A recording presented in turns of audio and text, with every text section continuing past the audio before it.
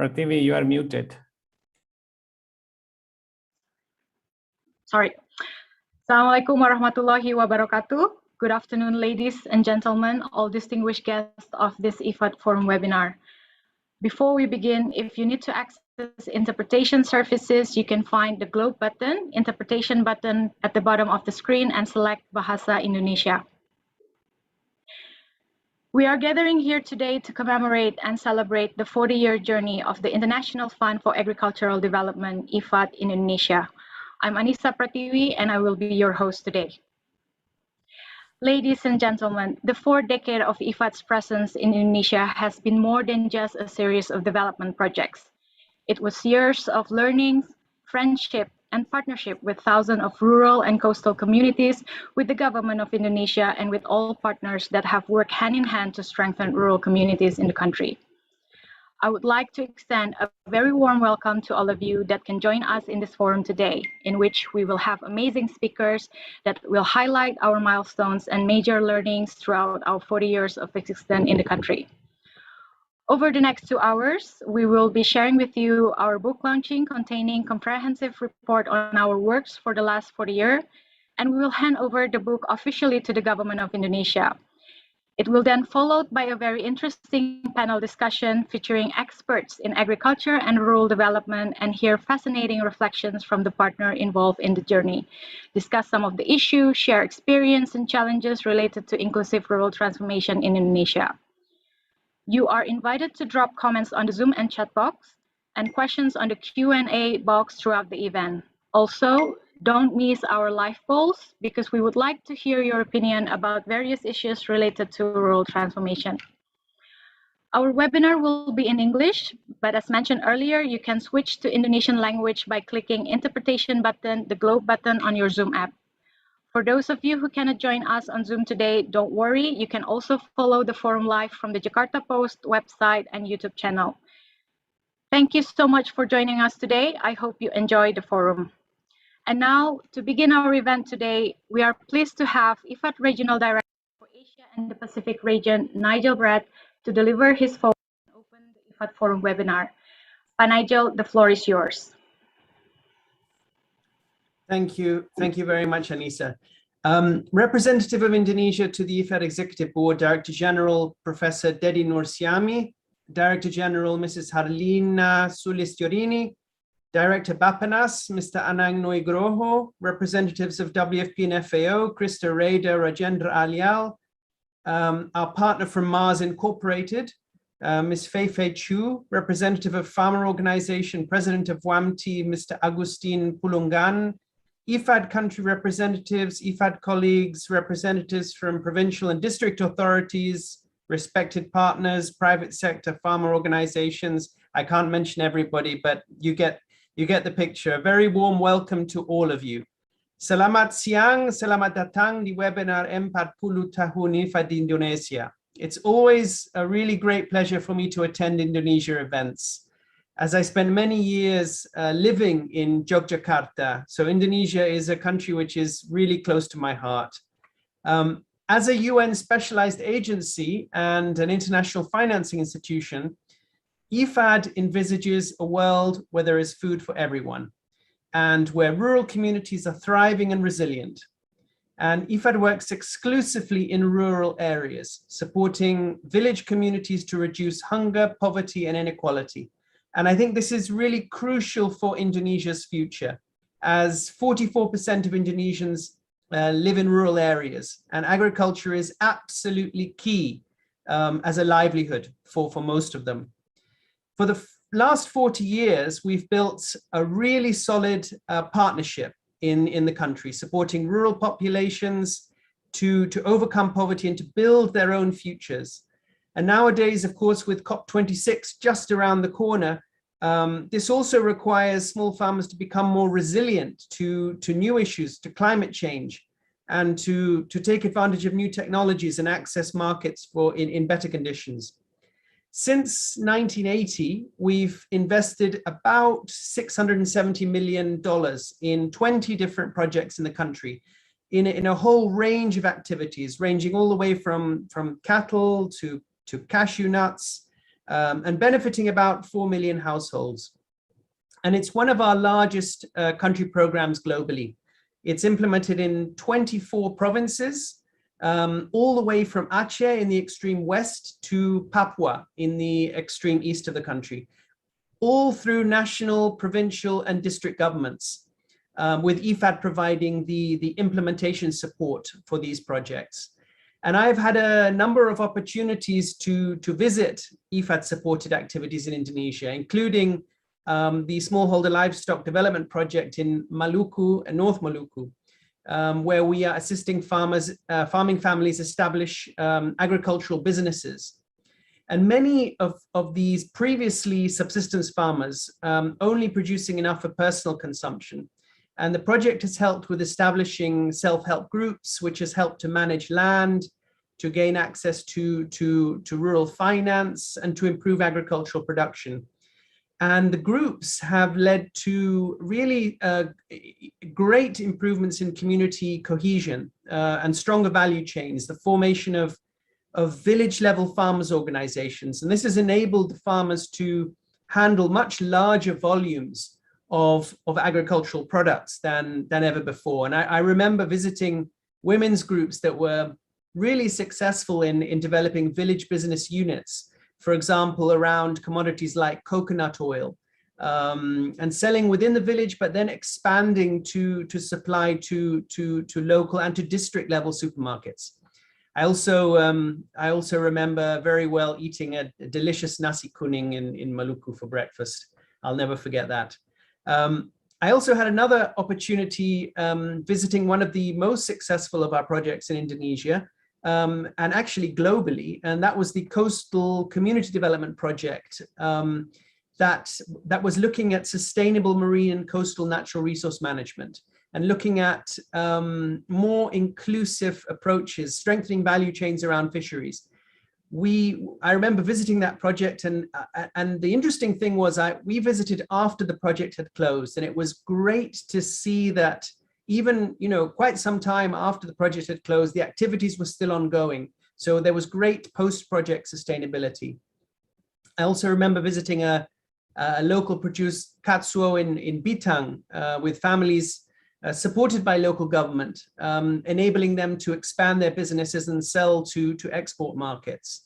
And I remember seeing a mini ice plant catering to the needs of smallholder capture fishers.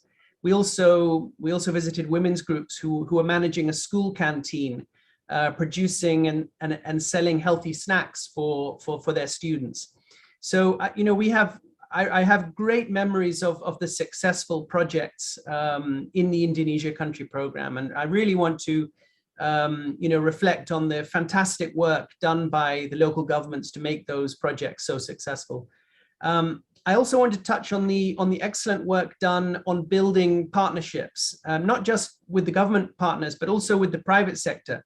Collaborating with private sector entities. We in IFAD, we're looking at supporting small-scale farmers to grow their businesses, to get access to new knowledge, to new skills in things like organic farming, for example. And IFAD has been working very closely with Mars in Indonesia, working together through the Reed and Reed Seed projects, supporting cacao producers, developing cacao development centers at district level. I think we have 97 village cacao clinics that were established, providing intensive training to farmers to become cocoa doctors. And these farmers who participated, their yields were 95% higher than the neighboring cacao farmers. And this result led to a scaling up of the activities funded by the Ministry of Agriculture's own budget in 2 additional provinces, and to the design of the follow-up project. So really fantastic experience also working with the private sector. Now IFAD doesn't just implement or support the implementation of projects on the ground. We also work with local and national institutions to build and share knowledge and to support policies. And in Eastern Indonesia, through the TECAD program with the Ministry of Villages, we are assisting rural people to have more say in local development decision-making through the implementation of the village law and the use of village funds. And this is why IFAD is in the country, not just to contribute our experience, but also to learn from Indonesia and to benefit from these learnings while we, taking the experience of Indonesia to other countries. And we can then have a vehicle to share experiences at the regional level, but also globally. So these are some of my initial thoughts and memories around the visits to Indonesia and the fantastic work that's ongoing on the ground over the past 40 years. And it's really fantastic to celebrate this 40 years in the country and to reiterate our commitment to Indonesia and its development, and to the rural populations for whom we are going to continue working in the coming years. So let me bring my opening statement to a close, again, by thanking everybody for being with us today, and by introducing a short film for you. So ladies and gentlemen, this video will illustrate in summary the work we've done over the past 40 years. Kita akan sama-sama melihat video singkat perjalanan IFAD selama 40 tahun terakhir. Indonesia is one of IFAD's largest and most dynamic country programs. Since 1980, IFAD has invested in over 20 agricultural development projects in the country, helping bring about sustainable and inclusive rural transformation across the archipelago. In the 1980s and 1990s, IFAD investment focused on improving agricultural productivity alongside supporting farmers to participate in community saving groups and access financial services for the first time. Since the early 2000s, IFAD shifted its approach to prioritize empowering rural communities to build local capacity, especially among women and youths. farmers gained new skills on organic farming and land and marine conservation, and more emphasis was placed on the importance of value chain development. In the past decade, IFAD has increasingly supported activities in eastern Indonesia. These projects work to expand access to markets, improve processing and storage, and implement the village law. As a result of the collaborations between IFAD and the government of Indonesia, significant improvements in welfare and livelihoods have been achieved for small-scale agricultural producers. This is vital for Indonesia's future. After all, 93% of Indonesia farmers are smallholders. What we have learned over the past 40 years is now a crucial part of our collective knowledge, informing the practices of not just IFAD but all partners. We look forward to continuing to work together over the decades to come.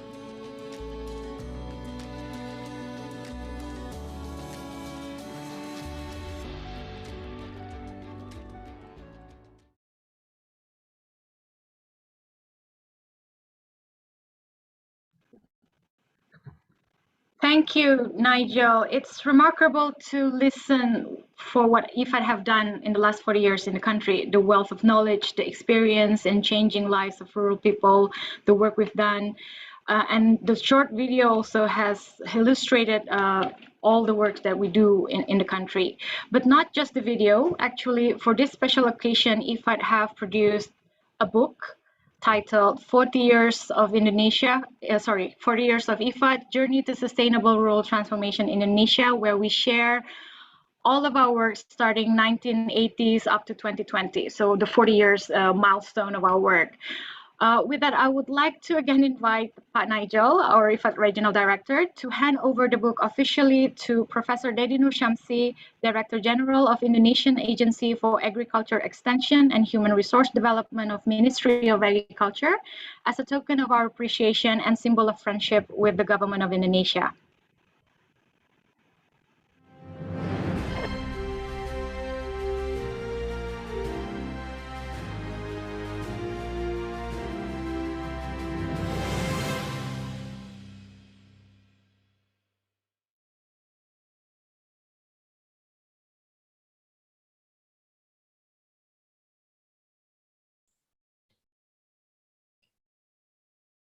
Okay, thank you very much, Anissa. And of course, our work in Indonesia would not be possible without the strong support and partnership from the government of Indonesia. And on this this wonderful occasion, IFAD would like to share with the government a book entitled 40 Years of IFAD, Journey to Sustainable Rural Transformation in Indonesia, 1980 to 2020.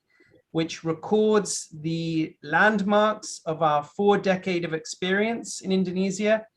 The book is a reflection of our commitment and partnership with the rural communities and with the government of Indonesia. So thank you very much. And I now hand over the book virtually. Thank you very much. So before moving, maybe Pak Nigel and Pak Dedi, thank you so much. I believe we need to take a picture together just to mark this memorable day. Because we're in Indonesia, everyone needs to take a picture every second, basically. So, so with this, on my mark, 3, 2, 1, smile. One more time. 3, 2, 1. Excellent. Thank you again, Pak Nigel and Pak Dedi. For all guests and participants, you can access also our 40-year book in the link that now you can find in the chat box. So we have 2 versions, English and also Bahasa Indonesia. We will also be sending you a printed copy of the book soon. So even you in the provincial and district, you will also receive a hard copy of the book. Now, with that, I would like to invite again Pak Dedi, Director General of Indonesian Agency for Agriculture Extension and Human Resource Development of Ministry of Agriculture, to deliver his keynote speech. Pak Dedi, waktu dan tempat dipersilahkan. Terima kasih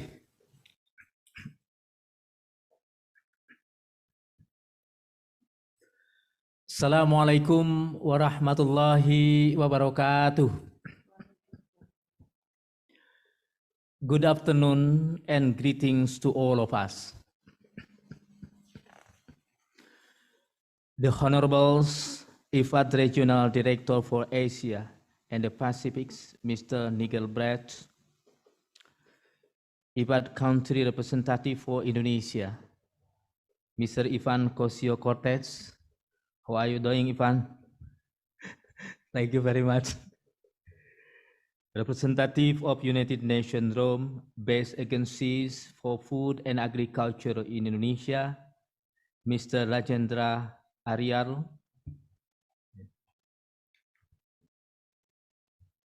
FAO country representative, Ms. Christa, Rader. WFP representative for Indonesia. The panelists, Director General of Economic and Investment Development of Villages, Disadvantaged Regions and Transmigration. Ministry of Villages, Disadvantaged Region and Transmigration. Director of Food and Agriculture, BAPPENAS. Regional Director Asia for Cacao Initiative Sourcing, MARS. And representative of Wahana Tani and Nelayan Indonesia. Officials and colleagues of ministries or agencies, representative from private sector, NGOs, universities, media, and distinguished guests, ladies and gentlemen. It is a honor for me to deliver this speech on behalf of representative of IFAD Executive Board in Indonesia in this very important webinar today. This webinar marks 40 years of IFAD's collaboration in supporting inclusive and sustainable rural transformation in Indonesia. The government of Indonesia, in particular Ministry of Agriculture, has always placed IFAD as the key strategic partner to support our national agricultural and rural development. Indonesia's agriculture development priorities are in line with IFAD's mandate, placing smallholders and rural communities at the heart of development, and the agricultural sector is the main driver in reducing poverty, contributing to village transformation, food security and nutrition, reducing the impact of climate change, and ultimately improving the welfare of the community, especially those in the rural areas. Distinguished ladies and gentlemen, the year 2020 was an unforgettable year for all of us. It started with a wake-up call for the global community, where the global COVID-19 pandemic has posed new challenges, including for farmers and rural communities in Indonesia. Recent report on the status in the food of the World Food Security and Nutrition by the United Nations Rome-based agencies for food and agriculture, FAO, IFAD, WFP, highlighted the recent and very concerning trends in food security. It shows that the pandemic has further distanced us to achieve the SDGs, especially target number 1 and target number 2 to eliminate hunger.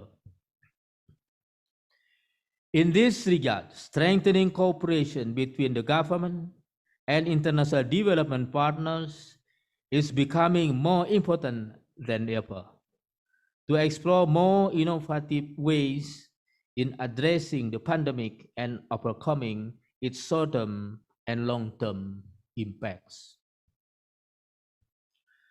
Distinguished guests, ladies and gentlemen, in this great occasion, allow me to share the efforts that the Ministry of Agriculture has taken so far to anticipate the warning of the prolonged impact of the global COVID-19 pandemic. We are striving for continuous innovation and breakthroughs in the strategies and programs for the agricultural sector development to be more anticipatory and adaptive.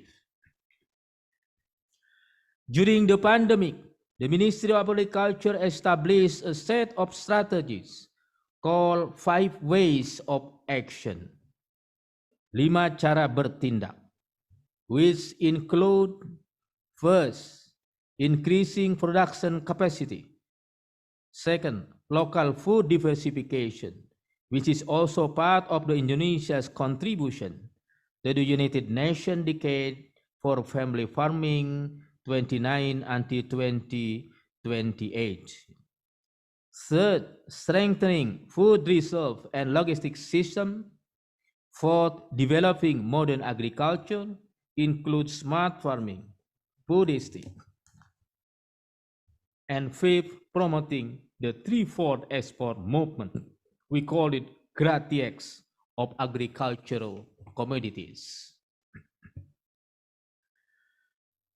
With the 5 ways of action, we accelerate food and agricultural transformation, shifting from focusing only on aspects of increasing production toward a more holistic and integrated food and agricultural system. The hard work that we have made so far have proven a significant impact. Under the pressure of the pandemic, various economic indicators have shown that the agriculture sector continues to grow positively amid contraction in other sectors. In 2020, agriculture was the only sector that grew positively by 1.75% compared to 29 and provided more employment, absorbed more workforce. We have also successfully maintained our food availability and managed to reduce the experience-based food insecurity prevalence and food inflation. These facts clearly show the resilience of the agricultural sector compared to other sectors. Distinguished guests, ladies and gentlemen, in this opportunity, I would like to express our sincere appreciation to IFAD for its consistent support for agriculture and rural development in Indonesia. Indonesia has been working with IFAD since 1980, when the first IFAD-funded project to support agricultural development in Indonesia was implemented. As today, more than 20 IFAD-funded assisted projects have been implemented in Indonesia with a total investment of $669.59 million. Aligned with IFAD's focus, most of the beneficiaries under IFAD project in Indonesia are located in highly vulnerable areas with challenging geographical conditions. Under the Ministry of Agriculture currently, there are 4 ongoing IFAD-funded assisted projects. There are: first, Rural Empowerment and Agriculture Development Scaling Up Initiative, RIDSI. Second, Integrated Participatory Development and Management of the Irrigation Sector Project, IPDM-IP. Third, Youth Entrepreneurship and Employment Support Services Program, YES. And fourth, the development of integrated farming system in upland areas, upland. This intervention have made a significant contribution through properly alleviation, rural transformation, and inclusive agricultural development, particularly in the most remote and vulnerable areas in Indonesia.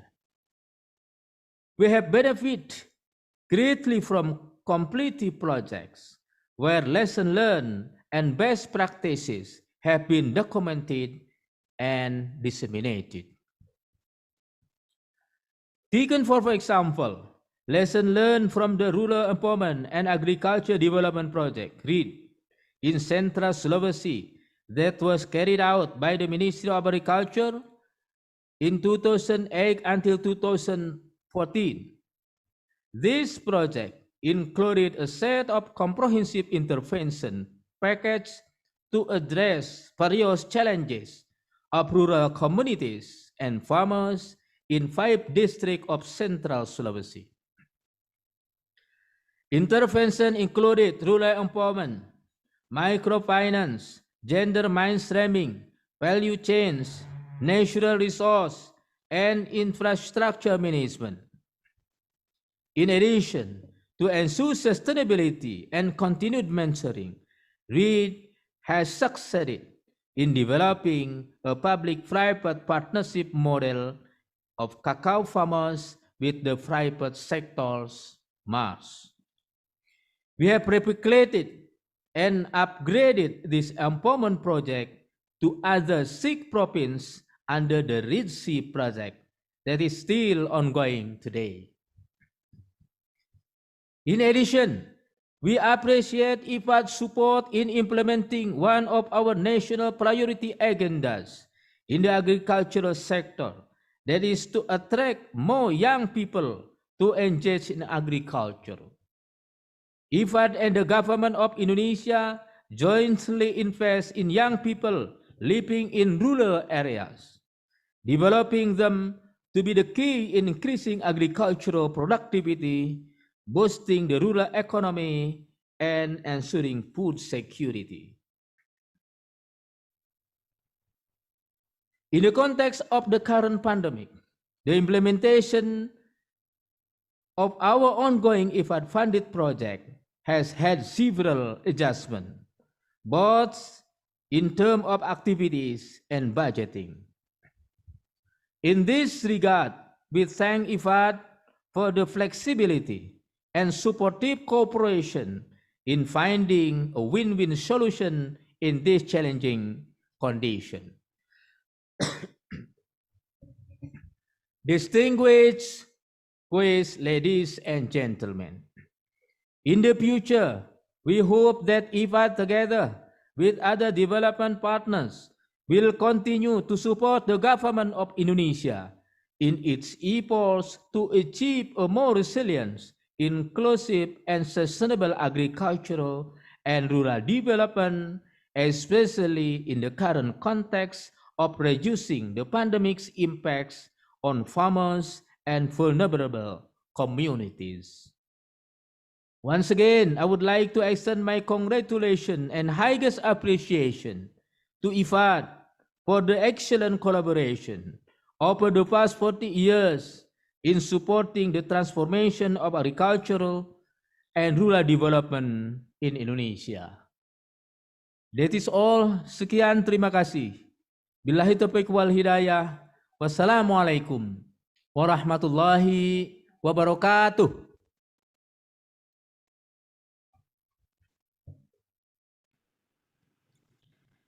Terima kasih. Thank you, Pak Dedi, for a very insightful keynote. The government of Indonesia, especially the Ministry of Agriculture, will always be a key partner for IFAD. Now, before we move to our panel discussion, I would like to invite all of you participants to share your thoughts about rural transformation in Indonesia. Rural development with agriculture at its center can radiate prosperity through communities. We really believe in that. As many other countries that are transitioning to become more industrialized and now more digitalized during the pandemic, agriculture has become less popular, perhaps, especially among the young generation. So we'd like to hear more about your thoughts on what are the key contributing factors to develop a sustainable path that ensure the country to have prosperous rural economies where rural communities are more stable and secure. So please participate in our interactive polls, check your chat box, and you can find a link to our live polls. It's only 2 questions related to rural development and transformation. So again, I would like to invite you to click on a link in our chat box, and you can participate answering 2 questions related to key contributing factors to rural development, and also what are the challenges. So the first question is, in your opinion, what are the most important factors in achieving sustainable rural transformation? So I would like to invite all of you to participate. I will not show the results now. We will show it at the end of the event, towards the end of the event, after we also hear our panelists. That's the first question. So again, click the link, or don't click the screen, you click the link in the chat box. And the second questions are, what are the biggest challenges in rural transformation? And we can have a more detailed discussion later at the end. Yeah, I'll give you another minute for all participants to again click the link in the chat box and help us share your thoughts around the most important factors to rural transformation and what are the challenges actually. So I believe your ideas and your thoughts will help us, IFAD, to provide our more better services in the future. Yeah. Hopefully everyone is able to access the link.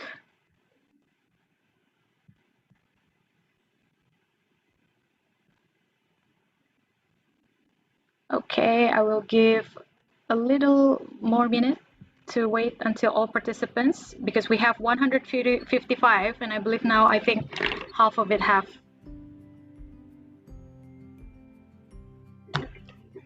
Thank you. 1 more minute.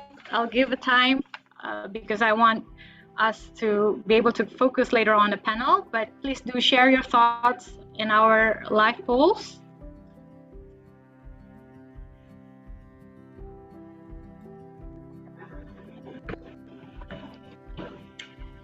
Okay.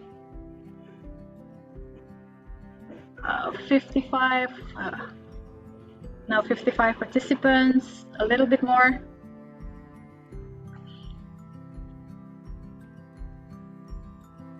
We are closing in a few minutes, not even few, in 1 minute. I'll give 1 more minute.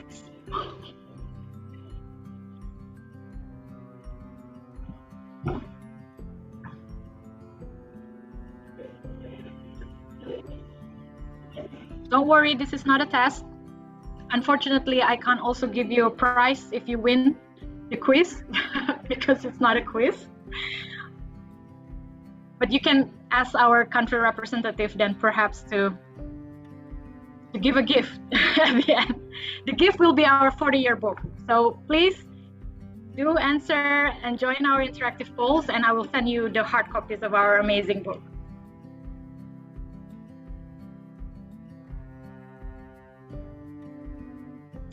Okay, so thank you everyone for participating in the polls. And I think now it's time for us to move to our next session, which is going to be a very interesting talk show on inclusive and sustainable rural development. We will have 5 speakers who represent various key stakeholders in agriculture and rural development. And to moderate the talk show and discussion, I would like to invite my colleague Nicholas Syed, IFAD Program Officer for Southeast Asia and the Pacific Hub. He have been working too long for IFAD, to be honest, but with his extensive experience, not just in Indonesia, but also from other countries in Asia and the Pacific region, I believe he will make the talk show very interesting. So without further ado, please take it away, Nicholas. Thank you very much, Nessa, for that introduction. Good afternoon, everybody. It's a pleasure to see so many of you here today. Thank you for joining our forum and this panel discussion. So welcome to the panel on inclusive rural transformation. I'm honored to introduce our 5 distinguished panelists. So we have with us today Mr. Anang Noegroho, the Director of Food and Agriculture from BAPPENAS, the Ministry of National Development Planning. We have with us Ms. Choo, the Asia Director for Cocoa Sustainable Sourcing from Mars, directly from Singapore. We also have today Mr. Augustine Pululungan, the President of the Indonesian Farmers Society Organization. Then we have Ms. Christa Rader, the World Food Programme Country Representative, and Mrs. Harlina Sulistyorini, the Director General for Economic Development and Investment of the Ministry of Village Development of Disadvantaged Regions and Transmigration. So welcome all of you, and thank you again for joining this panel. Before we start, let me remind the audience that we have the chat box, so please feel free to ask any questions that you want or questions that will not be asked during the panel. We'll do our best to find time to respond to those, either directly in the chat box, or if time allows, I may ask our kind panelists to respond to 1 or 2 of those questions. So without further ado, let's get straight into it. The first round of questions will be covering the vision and definition of inclusive rural transformation. So let me start with Pa Anang. Hello, Pa, good afternoon. So BAPPENAS is responsible for painting the bigger picture in terms of rural and economic development in Indonesia. So in this context, how does inclusive rural transformation fit into this bigger picture? And how does it contribute to the overall economic development of the country? Thank you very much indeed, Nicholas. First of all, I would like to express my appreciation to IFAD and congratulate for IFAD for the 40 years giving support for us, especially on the rural development. And when we are talking about rural development, of course, it will be direct or indirectly come into the agri-food sector as well.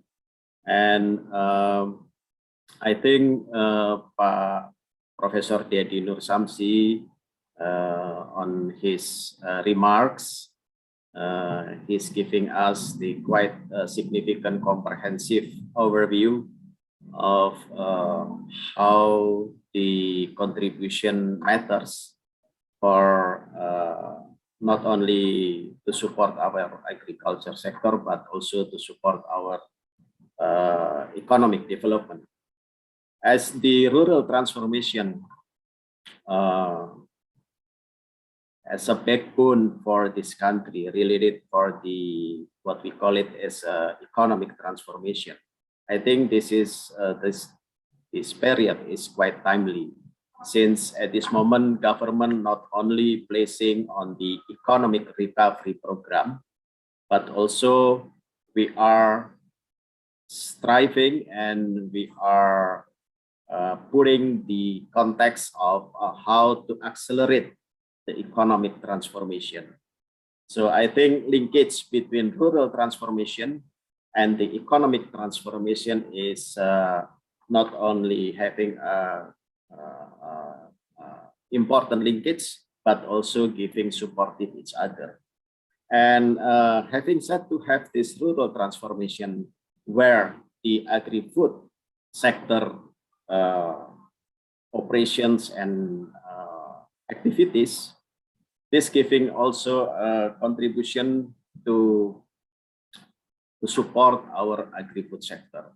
So I think those 3 rural transformation, agri-food sectors, and the economic transformation, those are the 3 at this moment would we in BAPPENAS would like to seek, and we would like to wish that those are the 3 going to be synergized and making harmonize each other.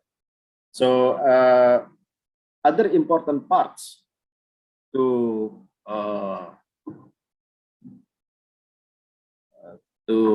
speed up this transformation, I think IFAD recognized that the potential of our smallholders Indonesia is blessed not only with the natural resources, but also a huge amount of the labor forces that now is considered as smallholders. The point is how we are developing linkage between smallholders to the efficient markets. I think linkage between the smallholders and develop linking smallholders to the efficient markets is going to be a top priority for the government for the next coming years. And IFAD works and IFAD contribution to build the capacity for our farmer organizations, for our smallholders, intervene with many instruments like financial inclusion and also integrating the works of the private sectors, going to be more inclusive in their business. I think those are the example of how important the linkage or linking between the smallholders to the efficient markets. So I'll be giving this quick response for your questions, Pak Nicholas, and giving back to you. Thank you. Thank you very much, Anang, for that. So we're very happy to hear the importance of rural transformation and accelerating the overall transformation and development of the country, and particularly the linkages between smallholder and markets. Let me move now to Christa. So we've heard from Anang a more global national perspective. So as an international development expert and the representative of a UN agency, what would be your vision on inclusive rural transformation in Indonesia? Thank you very much, Nicholas. And I would like to also congratulate IFAD to its 40 years journey with the government of Indonesia and the people of Indonesia. Well, I think the UN or WFP as part of the UN's vision is not different from the government's. It's in fact a very similar vision, and that is not surprising because we are bound together to the 2030 agenda, to the SDGs. Rural transformation needs to complement the rapid urban transformation that has taken place everywhere and very strongly here as well. What is needed, and this has already been pointed out, is a holistic approach. And our thinking has been quite well stimulated in the past year through the Food Systems Summit. We need a systems approach,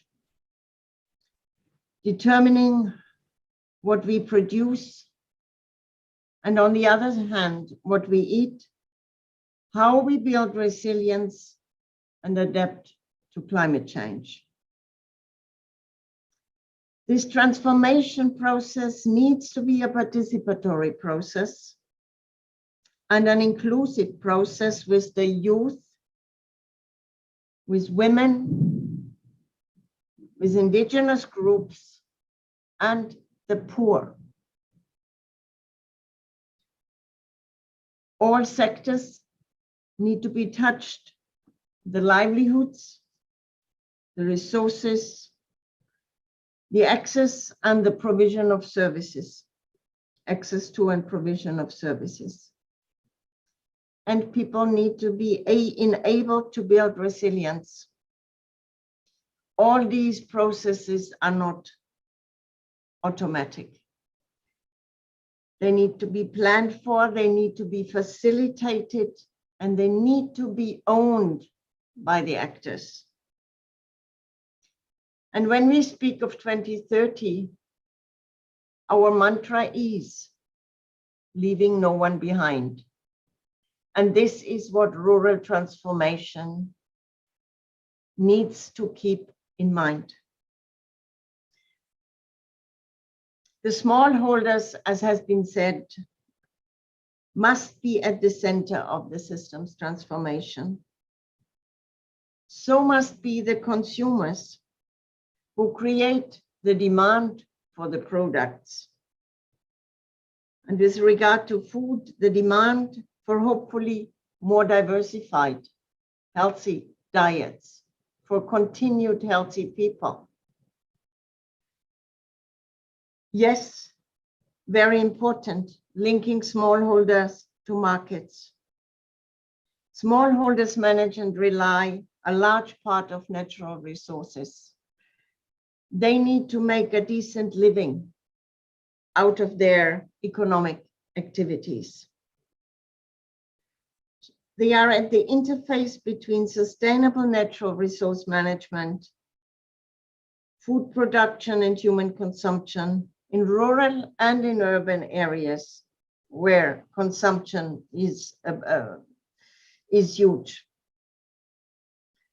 What we need is food systems transformation in this overall rural transformation process for improved income from food production and processes, and for more diverse, healthy diets.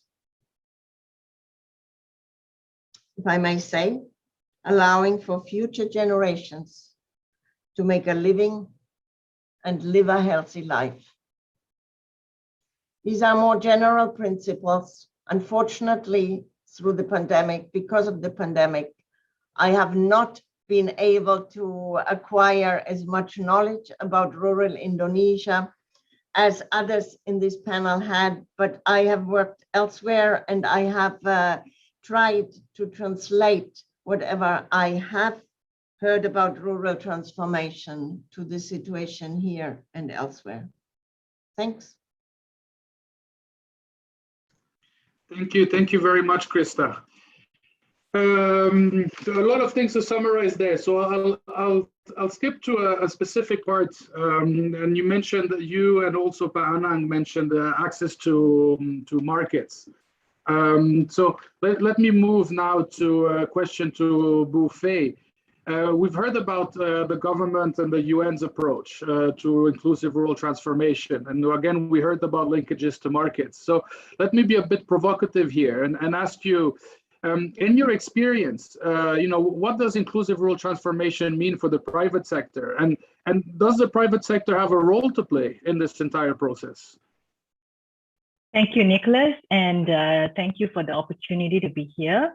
And of course, a deep appreciation to the government of Indonesia and IFAD, and on this, long 40th anniversary in Indonesia, and for continued focus to put smallholder farmers at the heart of our future.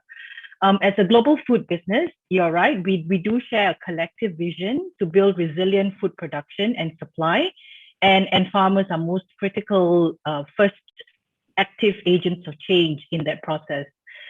At Mars, we believe that the world we want tomorrow starts with how we do business today. It is the vision at the heart of our sustainable in a generation plan, one where the planet is healthy, communities are thriving and resilient, and society is inclusive. However, words alone cannot bring about change.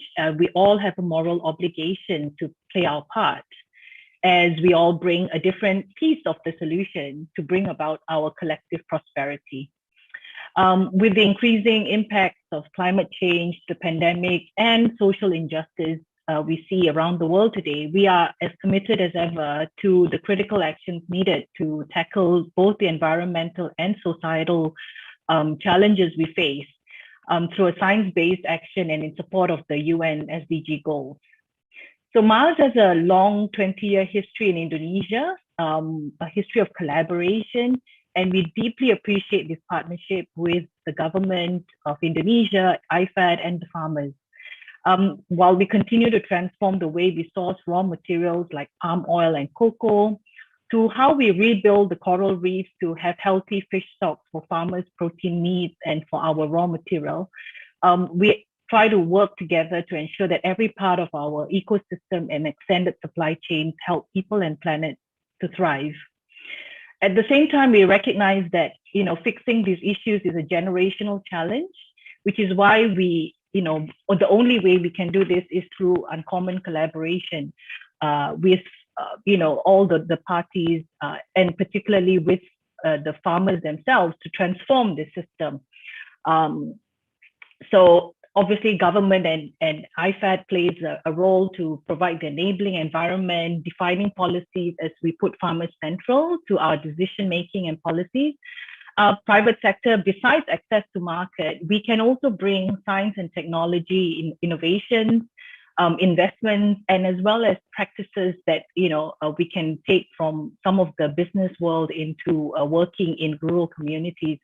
For example, we at Mars, basically back to the purpose and vision, we at Mars believe that purpose alone cannot build long-term solutions.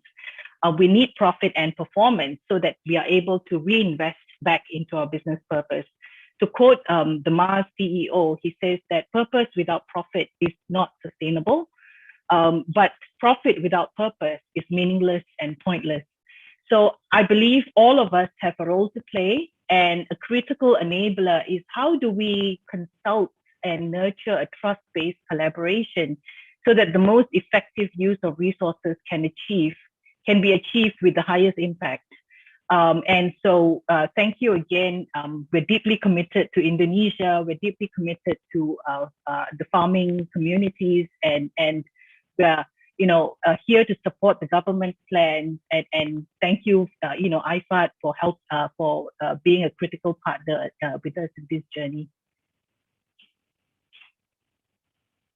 Thank you very much for that, Faye. It's very, very interesting.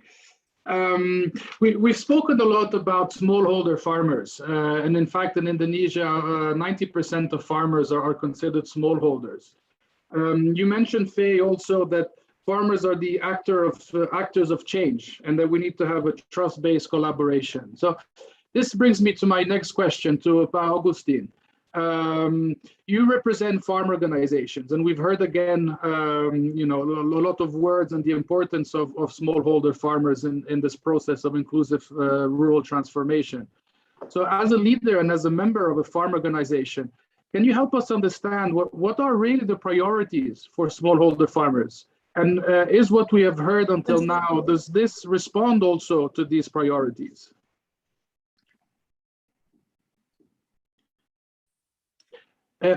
Sorry, I also forgot to mention at the beginning of the panel, particularly for you and Bu Lina, that there is obviously a live interpretation. So if you're more comfortable in responding in Bahasa Indonesia, please feel free to do so. Thank you very much, Pa Nicholas. Good afternoon, everyone.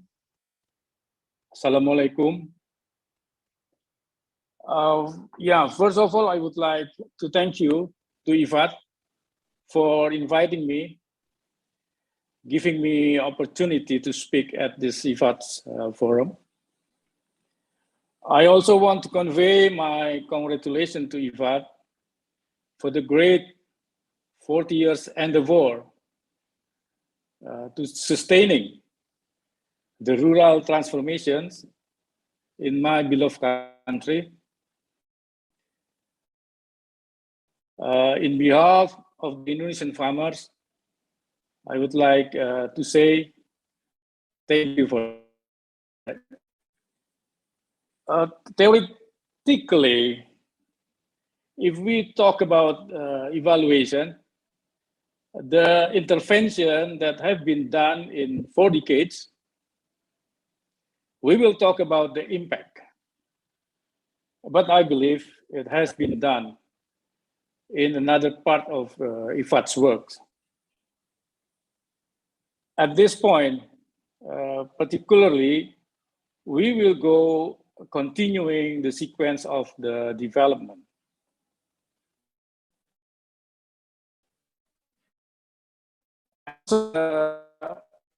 Moderate my best friends about what are priorities of smallholder farmers. Of course, I find it as a bit heavy to answer. It's a hard question, actually. Setting priorities for smallholder farmers in rural life is very complex. It could not be seen in a simply general perspective. I believe so. There are so many dimensions and contexts to look at. Of course, priorities will be different from time to time, from one context to another context. The articulation will be diverse. 40 years ago, when IFAD programs was just started, the priorities could be, maybe Pak Anang knows better than me, but the priority would be the availability of good seeds, fertilizers, irrigation system, etc. 2 decades ago were tools like processing machineries for farmers to deal with the post-harvest handling, farm road, market infrastructure. And it follows by the needs to apply ICT at the last decade.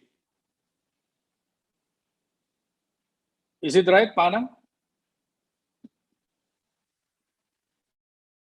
Now, in the context of rural transformations, to reduce reliance on only agriculture production, to capable to trade and to interact with parties outside the rural, then articulating the priorities can be seen from the notion why the rural people, the members of the smallholder family farmers, are migrating to the city. We are maybe aware that one of another significant reason are for having jobs or to find opportunities to do business.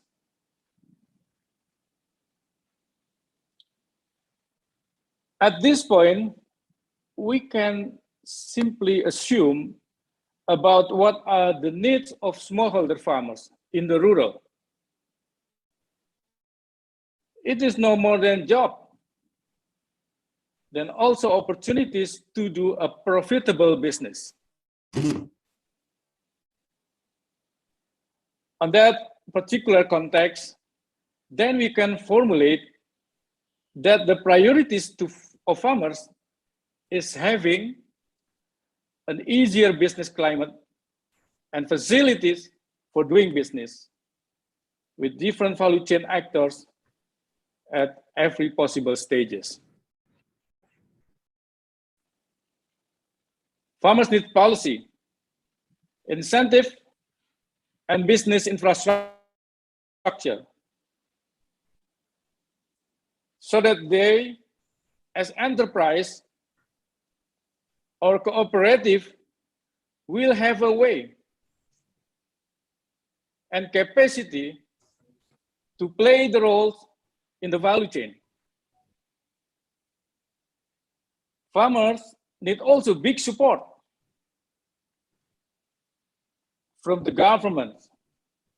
I believe our government have already done a very good and very big support to smallholder farmers and together with IFAD. But we still ask, farmers need also big support from the government in order to apply high technology so that they can produce more quality products by using lesser resources. It's happened today by the Ministry of Agriculture in Cirebon. They have shown a developments using high technology. We appreciate it. You know, the resources has already limited in the rural, like farmland. So we need more higher technology.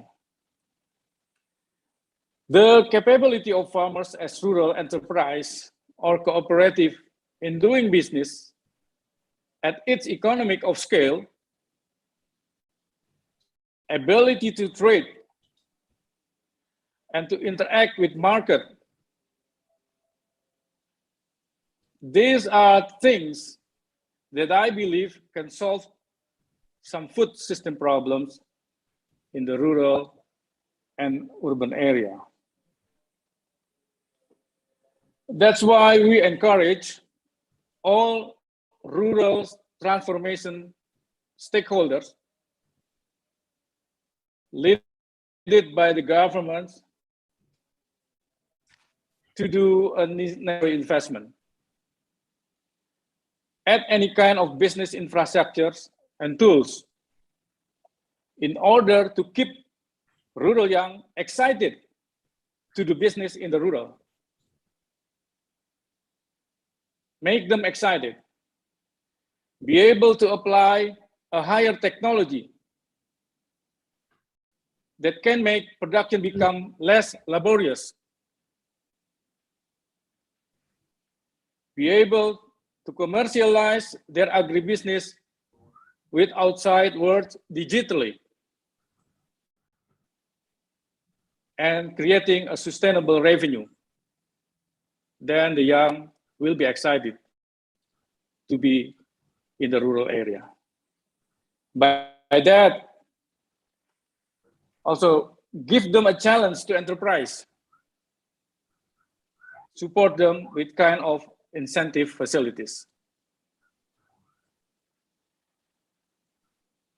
I would like to conclude my sessions with suggestions.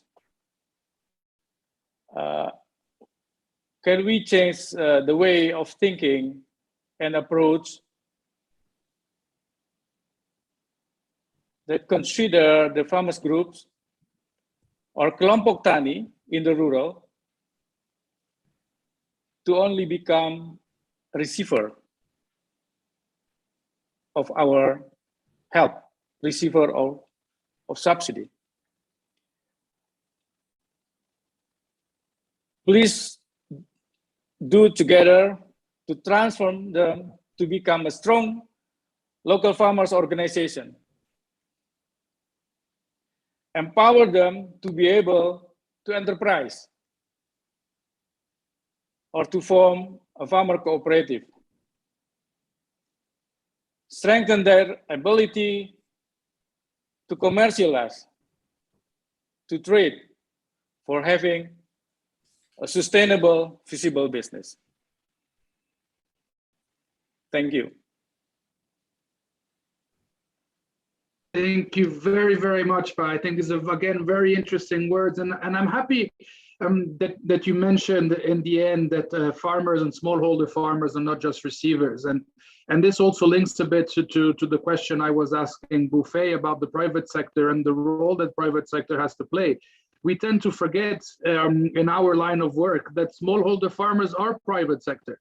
We think about bigger companies like Mars, we think about supermarkets, we think about the Indo foods, but at the end of the day, smallholder farmers are private sector.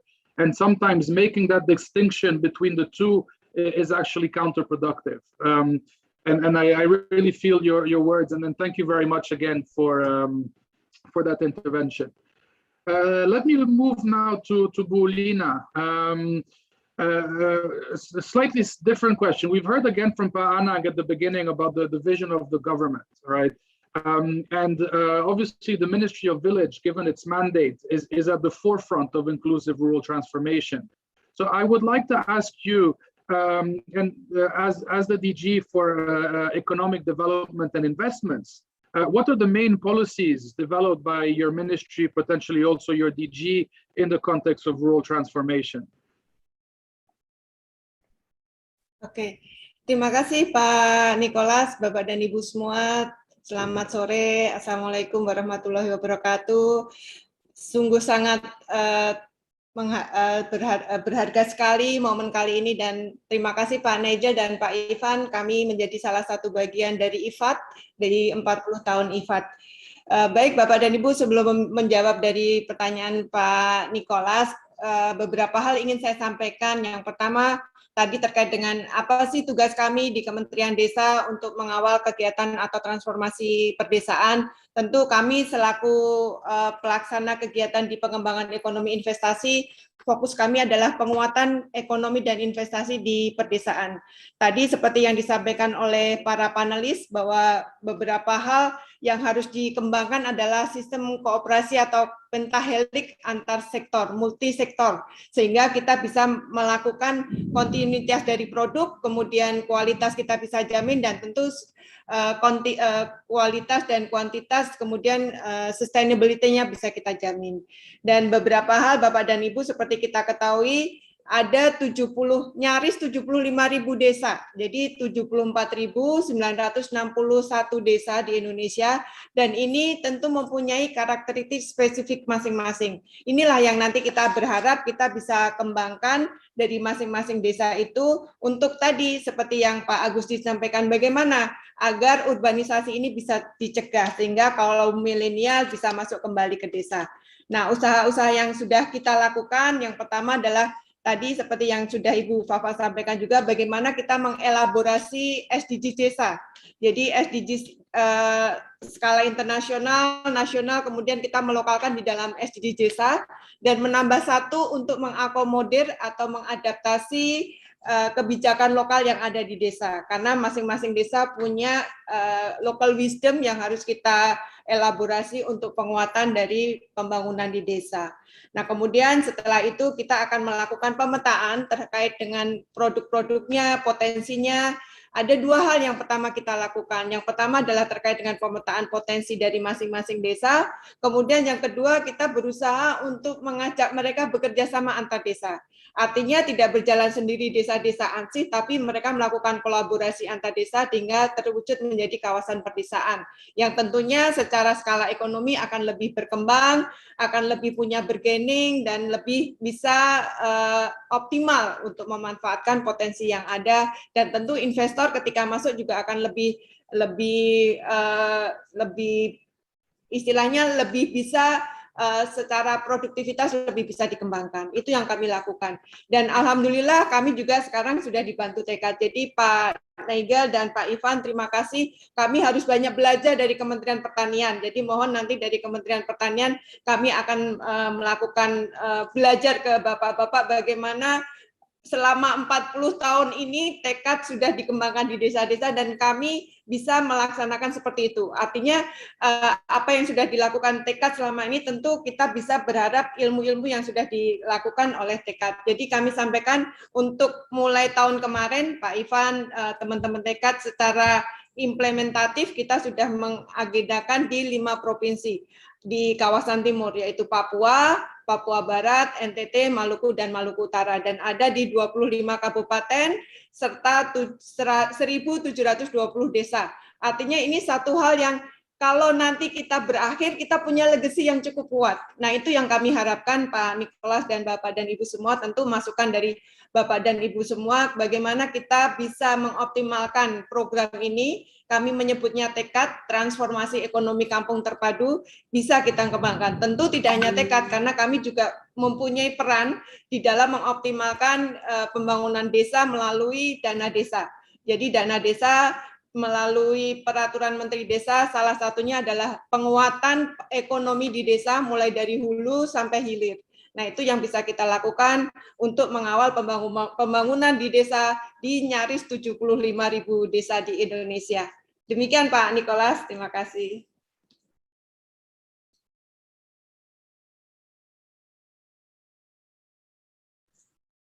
Perfect. Thank you very, very much, Bulina. This was very, very nice and very interesting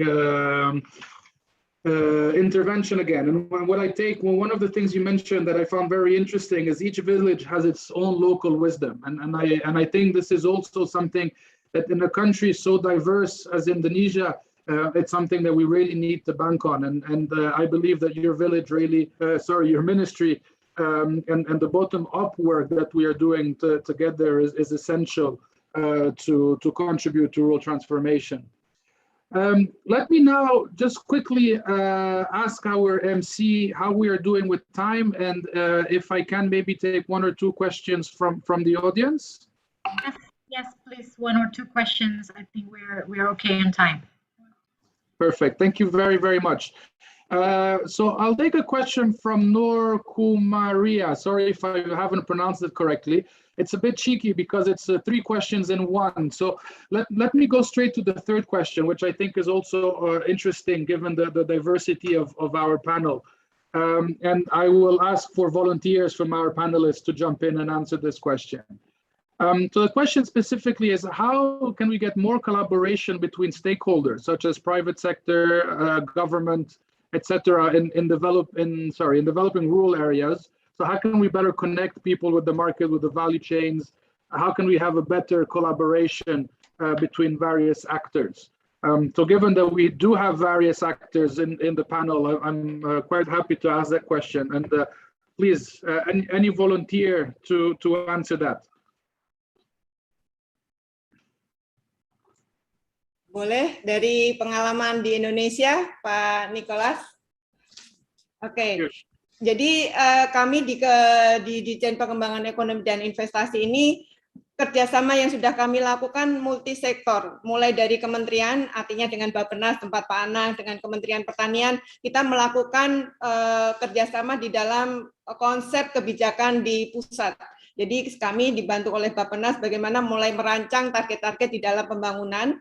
Kemudian setelah itu kami mengimplementasikan di dalam kebijakan teknis. Mulai kita kerjasama dengan BUMN, himbara, swasta, kita melakukan koordinasi. Bahkan di Kementerian Pendidikan kita juga melakukan kerjasama dengan perguruan tinggi. Jadi kami menamakan perguruan tinggi untuk desa atau Pertides. Nah, ini ada KKN tematik di situ, bagaimana mahasiswa di level akhir, tingkat akhir, itu melakukan semacam studi di desa-desa. Ini termasuk sekarang yang kampus Merdeka, itu juga banyak mahasiswa yang masuk ke desa, dan tidak hanya itu, tidak hanya kampus masuk desa, tapi desa masuk kampus. Karena Pertides kita minta untuk menyediakan ruang bagi kepala desa, penggiat desa untuk sekolah atau meningkatkan strata pendidikannya di perguruan tinggi sehingga mereka mendapatkan strata lebih tinggi melalui pembelajaran lampau. Jadi mereka dihitung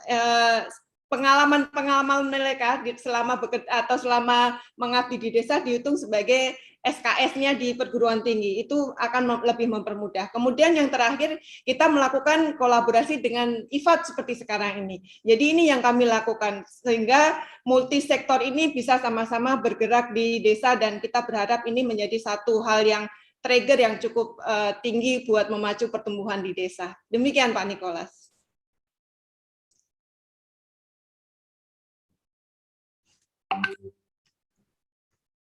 Thank you very much, Bulina. I would like to add something. I think Buffet is being a little bit shy, but I believe that another way of bringing people together is the work that we've been doing with Mars as well in the Cocoa Academy, where a private sector actor like Mars is also providing training to farmers, is providing trainings to extension workers, and there is a very important aspect of collaboration. But I think the most important thing when it comes to collaboration and partnerships is the win-win situation. You cannot have partnerships, you cannot have collaboration if only one party benefits from it. And I think that this is something that really must underpin any sort of partnership, particularly in a complex situation, in a complex environment like rural Indonesia or rural areas anyway. So again, thank you very much for that. I am being pressed a little bit for time. So again, thank you for this first rounds of questions. And I suggest we move into the second round now, so in the first round, we were talking about vision. And in the second round of questions, I would like to touch more upon, how do we make these visions reality? Bulina, if you don't mind, I would like to start with you again.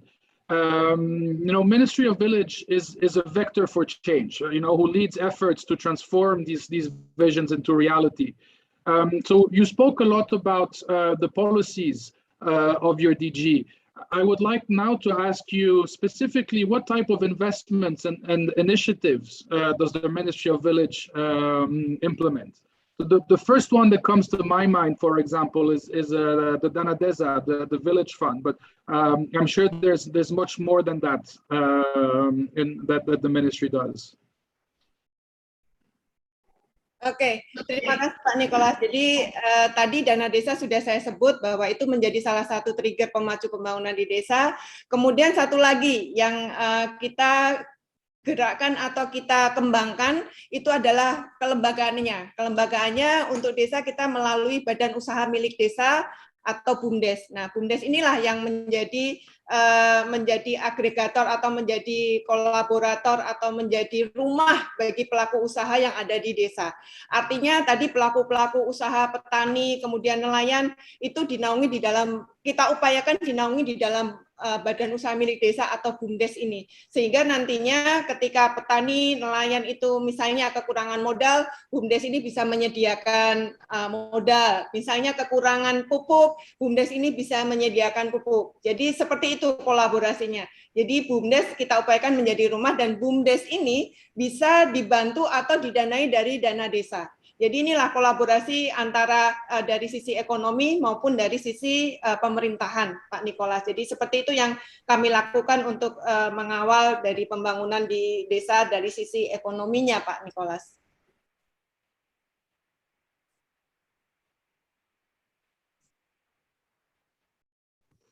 Thank you very much, Bulina. And I see there's a very recurrent theme here, which is, again, enterprises. We spoke about the BUMDes, so we're really talking a lot about enterprises, about job creations, about the business approach to farming, as also Augustine mentioned earlier, that farmers are not just receivers. Let's help them develop their enterprises. Let me move now to Anang, and again we've heard about the Dana Desa, and the BUMDes, which are just two examples of many initiatives in Indonesia. So yourself, as the director for food and agriculture in BAPPENAS, you lead most, if not all, of the initiatives in the agriculture sector. So what other successful programs or contributions to inclusive rural transformation can you highlight?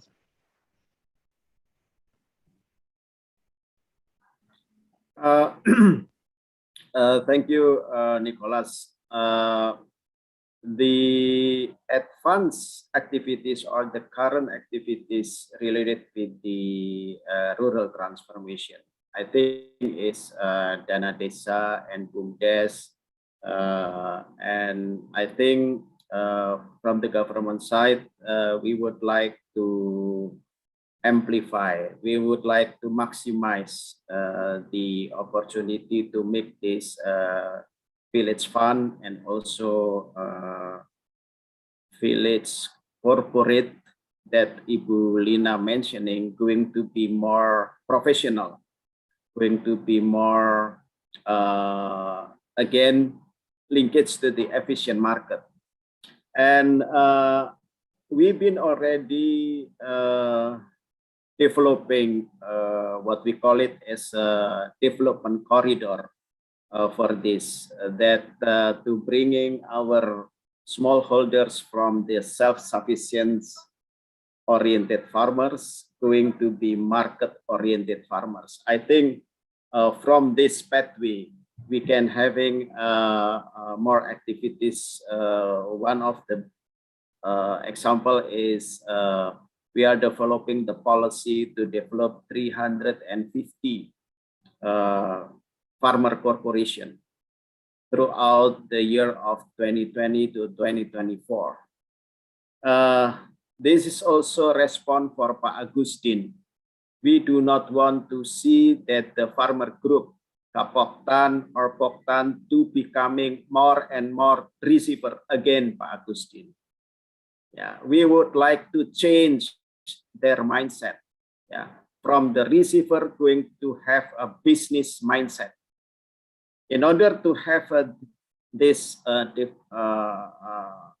farmer group going to be farmer corporation, the most important one is we will make them as a legal entity, because farmer group now is not having a legal entity yet.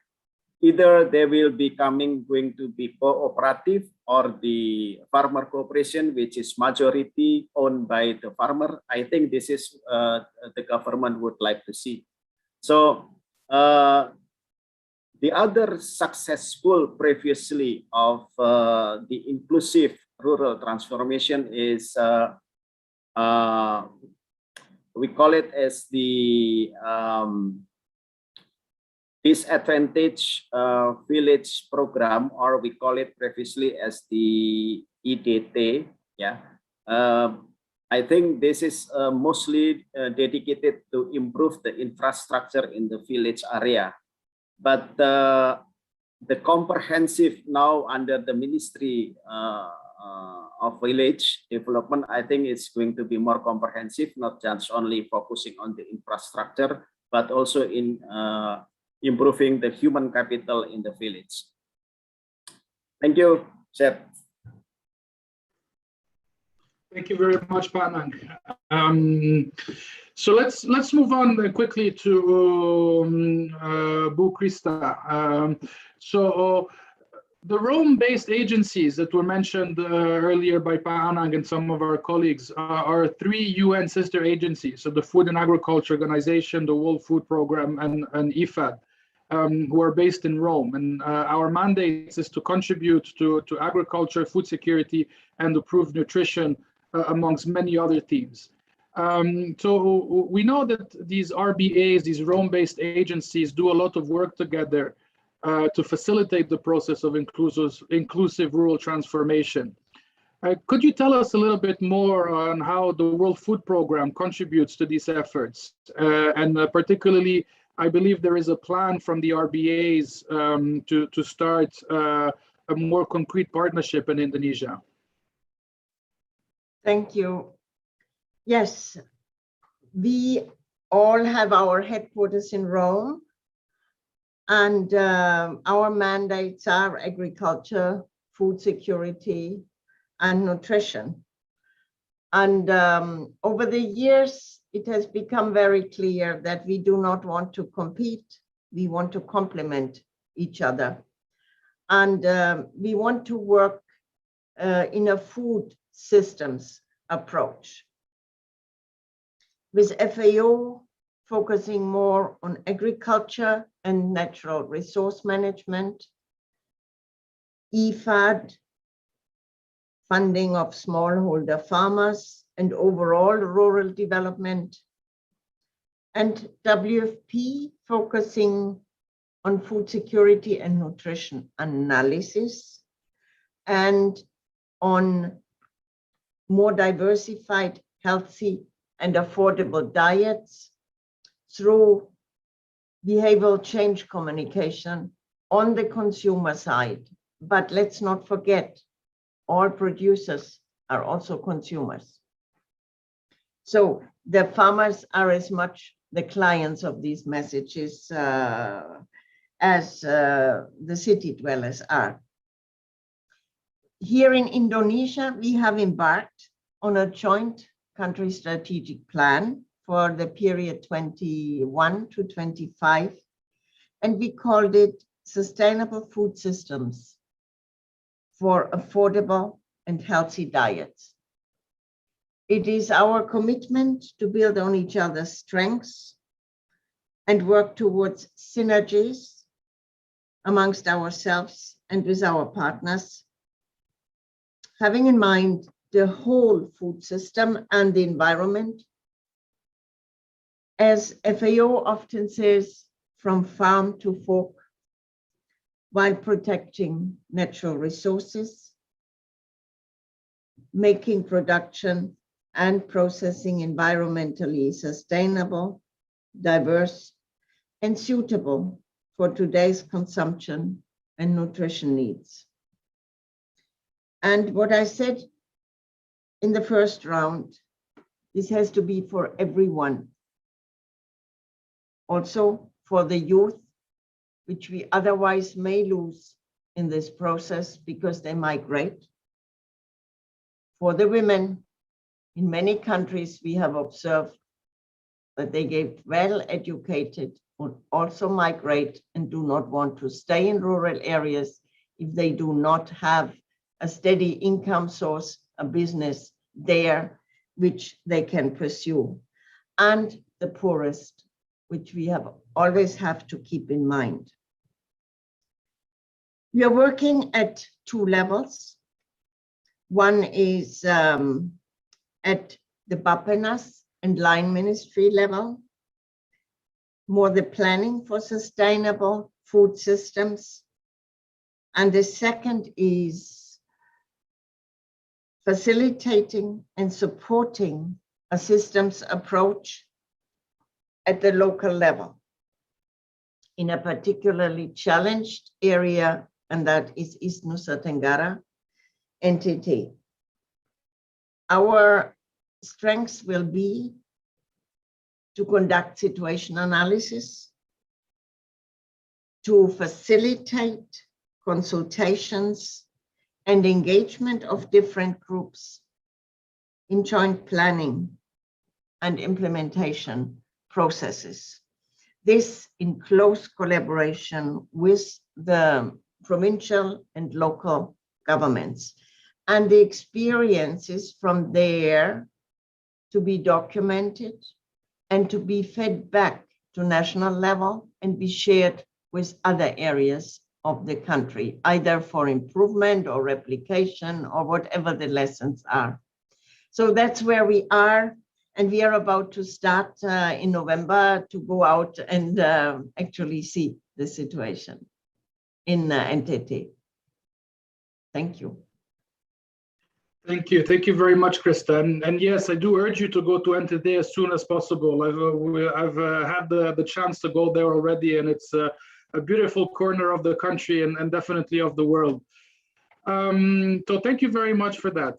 I am going to maybe be a little bit unconventional. The plan was to address some of the questions from the audience at the end of the panel, but I believe that there's a good linkage here, and one question which I think we can't shy away from. We've heard, so one of the question, what is the main challenge? And again, I'll be unconventional here by answering what my view on the question is. And I believe in Indonesia as elsewhere, one of the biggest challenges of rural transformation is bringing young people back to agriculture. I don't want to say farming, because agriculture is not just farming, so back to agriculture. And this links to one of the questions that we've been asked by the audience. How do we motivate and engage young rural generations in Indonesia to drive forward sustainable rural transformation? And I believe we've actually been touching on elements of this question, particularly when we've been talking about, again, business and entrepreneurship. We've been talking about the village, the BUMDES, the village businesses. We've been talking about farmer organizations and farmer corporations. And in my humble view, I think that, and from experiences in IFAD as well, this is, we believe, the way forward to bring young people back to agriculture is to showcase that agriculture, again, is not farming. It's about profit. It's about business. It's about being tech savvy, being entrepreneurial, and these are aspects that I believe young people are very attracted to. So again, thank you for those questions. Sorry for hijacking my panelists and answering those questions on their behalf. But let me move now quickly back to Buffet, again, talking about businesses and private sector. So yeah, IFAD and Mars have had a long-standing partnership here towards inclusive rural transformation. Obviously, we've been focusing particularly on cocoa farmers, but can you tell us a little bit more about this partnership and other initiatives from Mars on inclusive rural transformation? Yeah, okay, thank you. I mentioned earlier that private sector can bring science, technology, innovation, investments, and practices, right? Some of the examples in what we do in REITSI, for example.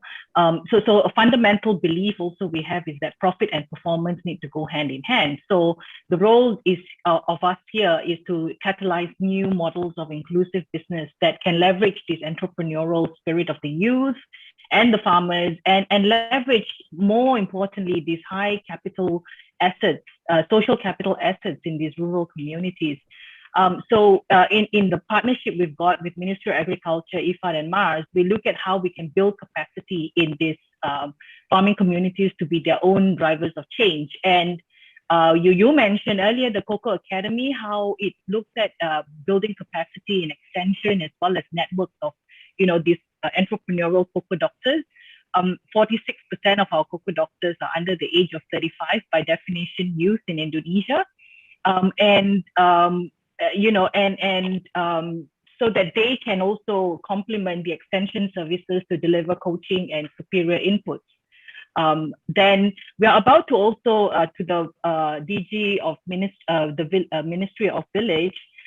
We are about to embark on a program with Save the Children that looks to support the role of women in village consultation and musrembang, how we can raise the profile and women to consult, to make decisions, and to come to a united view, not just united in vision, but also united in action, on how we can, look at securing the mothers are the first educators of the next generation. But so we're looking at it more from a child protection angle, and the role of women in how, we can raise that profile as well. Some of the other examples is, besides having a shared vision, another key part is we need to have shared measurement of impact. And one of the things that actually I'm really proud about, if I think about the work we've done with Ministry of Agriculture and IFAD, is that we all want to see yields and income increase, and the Mars adoption observation methodology, which is a rapid measurement method. We are happy that now Kementan and IFAD is now looking at also extending the adoption observation method to other crops and other programs, and really start to move away the measurement from activity into impact and outcomes, right? Which is, are we delivering the last mile solutions to, and also having adoption of gaps. Looking forward in partnership with IFAD and in discussion about the earlier around food security and diversified crop farming, in partnership with BAPPENAS and local government, we are looking at what we call jurisdictional landscape management using diversified cocoa agroforestry, which brings not just cocoa as a cash crop, but food crops as well as timber and other forest products back into the ecosystem, whilst providing livelihoods and nutrition to these farming communities. So there's just a lot of innovation in the pipeline. We're not saying we have all the answers. We are clearly learning how to do this as we speak. And a lot more mistakes are made than, but this opportunity to be in a partnership that looks to learn and work together is what we're excited and hopeful about. And that, this is the way of the future, and through collaboration at all levels, be it at national, local, kabupaten level, we can try to make this partnership a reality on the ground. Thank you. Thank you. Thank you very much, Buffet. My MC is telling me that we have 5 minutes left to this panel. So let's move to the last question. And I think it's also fitting again that the last question goes to Pa Agustin as a representative of farmers and smallholder farmers. So Pa, we've heard a lot again about, as we were saying, about business, right? And about empowering farmers to support them to benefit more and better from economic opportunities. And I believe that this is a bit the essence of rural transformation.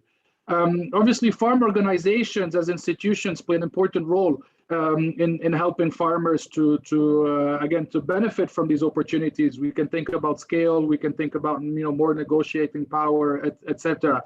But could you maybe tell us a little bit of the initiatives of WAMTI in this specific sector?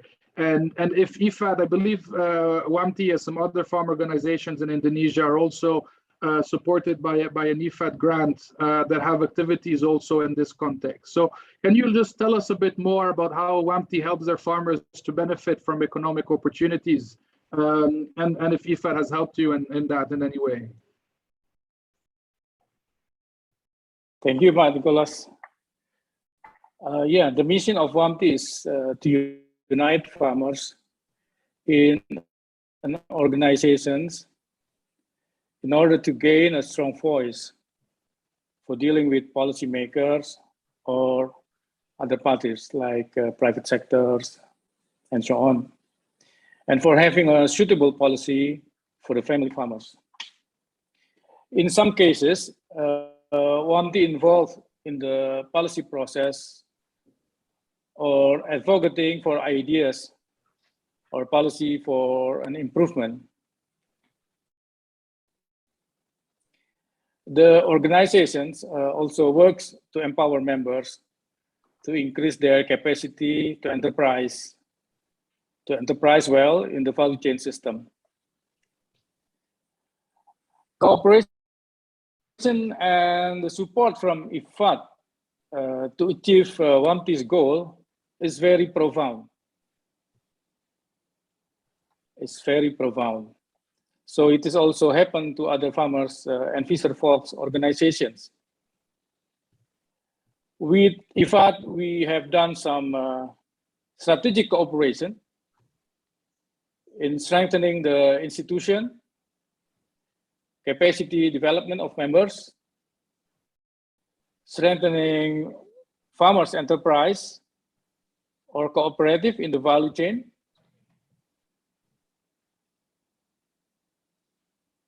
altogether, the cooperation not only has increased the capacity, I mean the cooperation between us and IFAD not only has increased the capacity, but also has generated establishment of new cooperative, rural enterprises, of various agri-food business, like in rice, coffee, cacao, honey, potato, fish and sea product, etc. They are dealing from production, processing, until setting up a consumer marketplace. And some of the co-ops and enterprises be involved in various international promotion events. So I would like to say thank you to IFAD for this. As collaboration with private sector, we are now in the process of establishing a partnership platform consists of people, farmers, private, and the government. The initiative is implemented in North Lampung to develop cassava agribusiness involving 25 family farmers.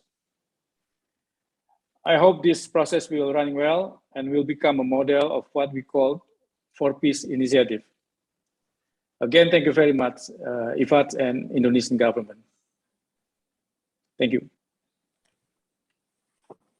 Thank you very much, Pak Augustin. And we should be thanking you again, because you know, nothing of what we do would be possible without smallholders. And at the end of the day, we do all the talking, and smallholders do all of the work. So we should be the ones thanking you. So let me take this opportunity again to thank all of our panelists.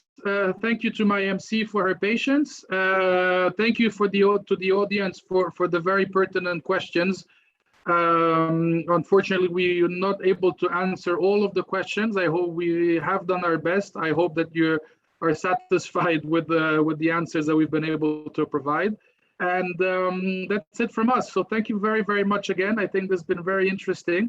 And my colleague who comes next will have the difficult task of summarizing a bit all of the richness of this discussion. So thank you all, and that's it from me. Thank you. Thanks. Thank you, Nicholas. Thank you, speakers. What a very rich discussion. We also have a very good response from the audience. It's really amazing to see how everyone's thinking is aligned. But maybe before we move on to Rajendra, I would again like to invite everyone to have a picture. This is a line of pictures. Everyone needs to have pictures. So if team, you can put back the, yes. So these are our amazing speakers. Let's take a picture together. Put on your best smiles. On my mark, 3, 2, 1. Excellent. One more time, just in case somebody forgot to smile. Now smile. 3, 2, 1. Great. So now on to next agenda. To summarize the discussion, but also to provide more insights, we have Rajendra Aryal with us. He is, I believe everyone know him, he's very famous. His Food and Agriculture Organization, FAO representative in Indonesia. He held various positions within the FAO, including as a senior program advisor for Global Food Security Cluster in Italy. We believe with his extensive experience, both in public and private sector, he will be able to further enrich our knowledge today. So Rajendra, the floor is yours. Thank you, Prathivi, and thank you, Nicholas. As Nicholas said, I have probably the most difficult task because this has been such a rich discussion. So it's very difficult to summarize in 5 or 10 minutes, but I'll try my best. I mean, what I observed is like, we talked on the same issue through wearing different lens, whether it's the lens of IFAD or Rome-based agencies or the farmers organization or private sector, but the crux of the issue is the same. We have the farmers at the heart, at the core. And we are all talking about empowering, strengthening the capacity of the farmer, being innovative, and somehow facilitating this whole rural transformation. And I will start from Nigel. Nigel, you gave a very sort of like a big global perspective, how rural people, rural small farmers, smallholders are to become resilient and build their own future. I think this is very important what you said. And then you talked about like how this process would help rural community, making them free of hunger and malnutrition, and where agriculture plays the key. And agriculture is not such only production, it's the agri-food system. We heard Agustin talking about from production up to processing and distribution. I would even talk about nowadays in the agri-food system, the food loss and waste, because Indonesia is having, it's one of the countries with very huge quantity of food being lost or wasted. Then partnership. I think both Dedi and Nigel, you emphasized a lot on partnership at different levels, partnership with private sector, and somehow like, you know, empowering the farmers at the grassroots level to also establish different form of partnership. And Dedi, very interestingly, when you talked about this 5 area of focus, you talked about 5 course of actions.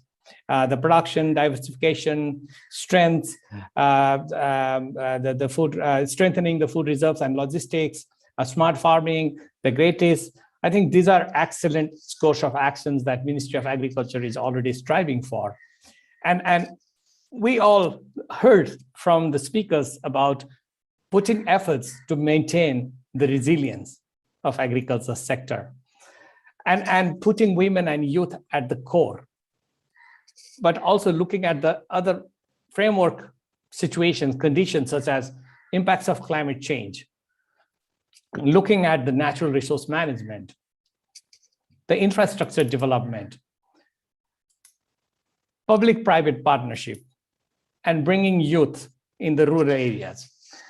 Now, while coming to the panel discussion, both on vision and implementation, actually, it reminded me of one discussion I had with a mayor of one of the provinces in Southeast Turkey, in Şanlıurfa in 2018. He told me, actually, you know, we need to be really innovative. The young people in Southeast Turkey, in his province, they come with a computer degree, sort of like a certificate of computer, operating computers and a driving license. And they say, now I'm qualified, I want to go to the city. unless you give me a job here. I want to move to a big city. And he tries to tell the youth, listen, these are the basic skills you need to even run your life. These 2 skills do not qualify you to go to urban center and get a good job. But you can very easily use these 2 skills and apply that in agriculture, be innovative. And when we heard about innovation today from private sector, from Buffet, or from Christa, from Anang, I think innovation, somebody has just written digitalization. I mean, Indonesia is a country where everybody is carrying smartphone. Everybody has access to information. I think this is where we have to make the agricultural sector attractive to the youth. I mean, unless the young people get cash at the end of the day, I think, we cannot really avoid migration. It's not only in Indonesia, it's all across the world. I have seen even in Italy, I mean, you go to Sicily, you see empty villages. People are not living there. So, Anang, you actually touched on the economic transformation, especially how we can look at the economic transformation, link this with rural transformation, with this whole approach of agri-food system, linking the smallholders with market value chain. Christa, one important element you touched upon was this 2030 SDG agenda and leaving no one behind. This is what the Rome-based agencies and the UN is striving for. Inclusivity across all sectors of society, that is extremely key to ensure rural transformation. I think this is something presented by all the speakers in one way or other. And food system transformation. Actually, the Rome-based agencies, including FAO, we are working very closely with the government, with BAPPENAS and with the Ministry of Agriculture, looking at several indicators and seeing like how we can look at this whole value chain and how we can transform the agri-food. Agri-food system is not only production as presented by different speakers, it's the whole system. So this is the time. Also in view of now, as you see, Indonesia is chairing the G20 presidency. Minister of Agriculture is also chairing the G20 Agriculture Ministerial Forum.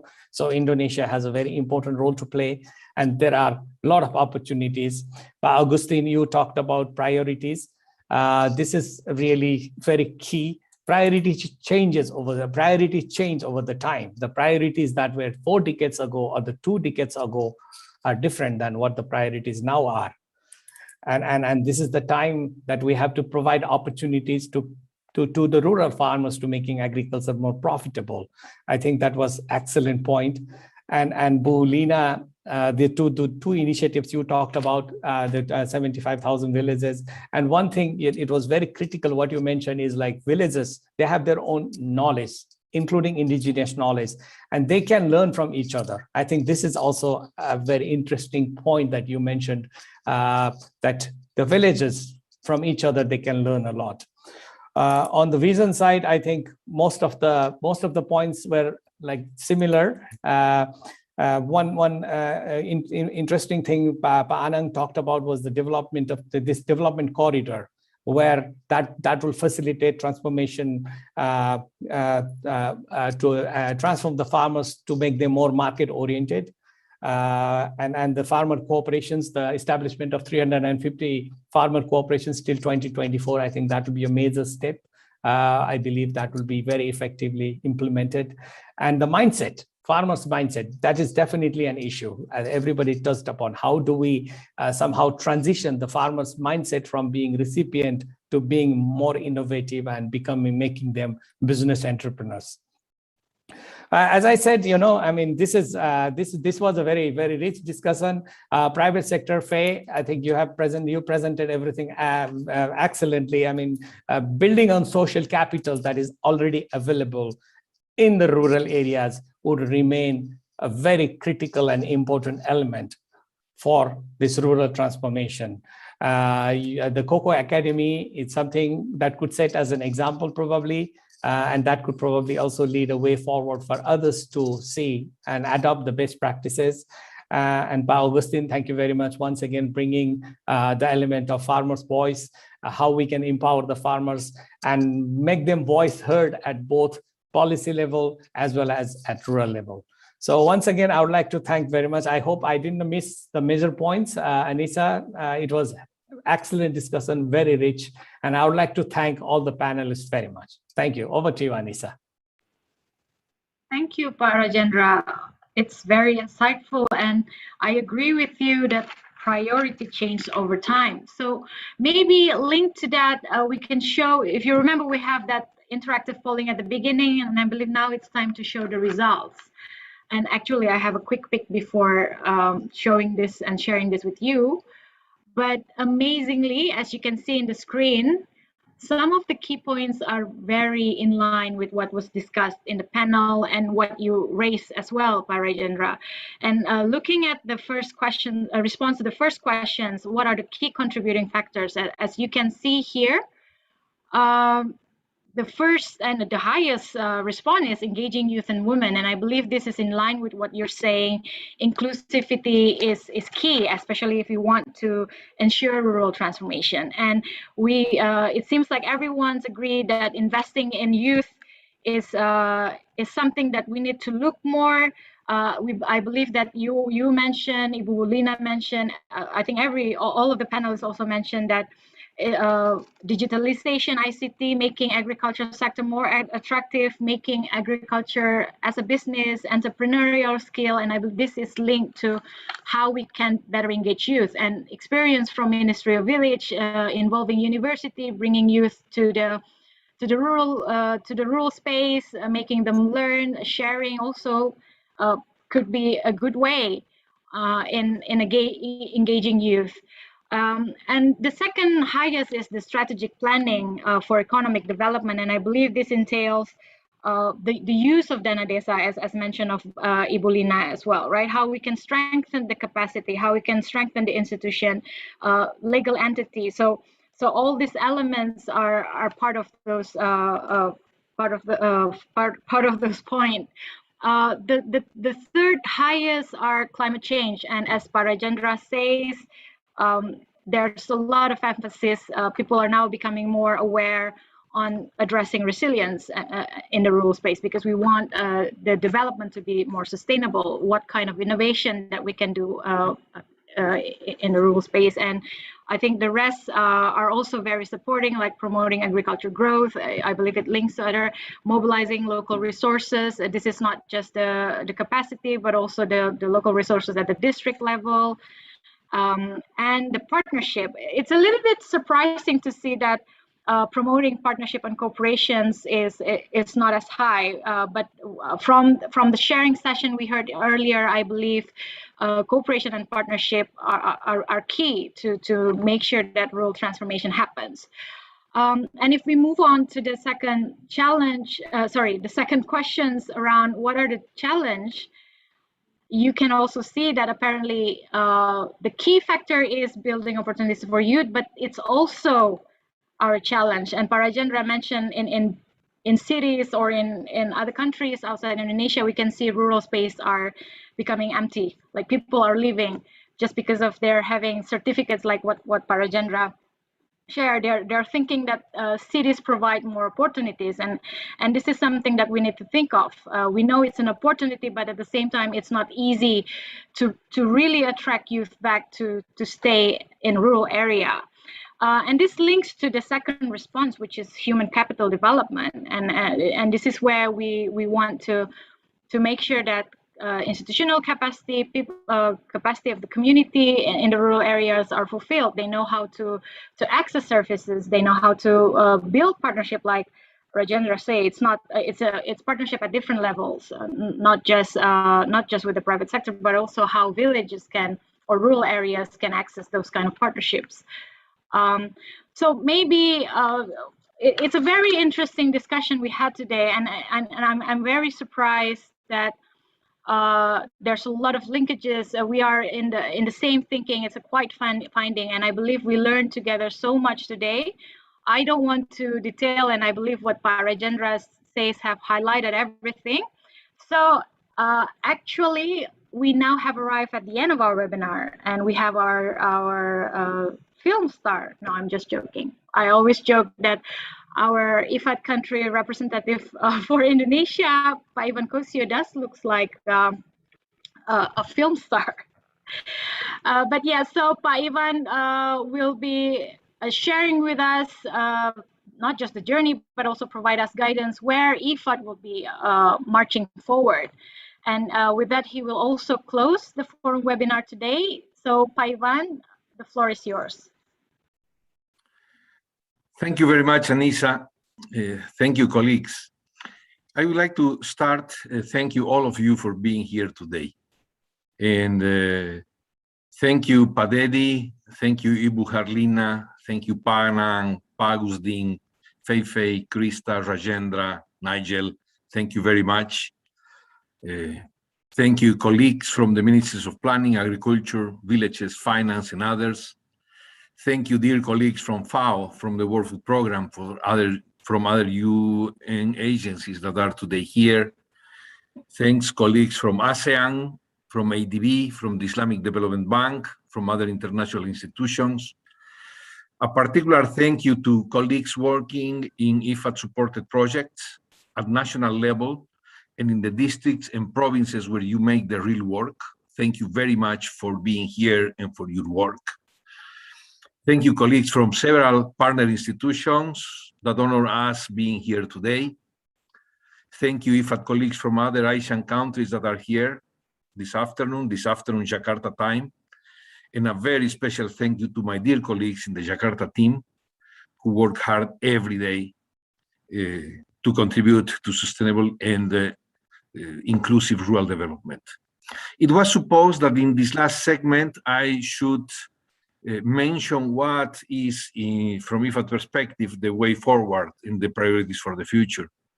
But after listening the very rich speeches at the beginning from Nigel and Pa Dedi, the very interesting discussion in the panel, the excellent wrap-up from Rajendra, in reality, there is very little or almost nothing to say.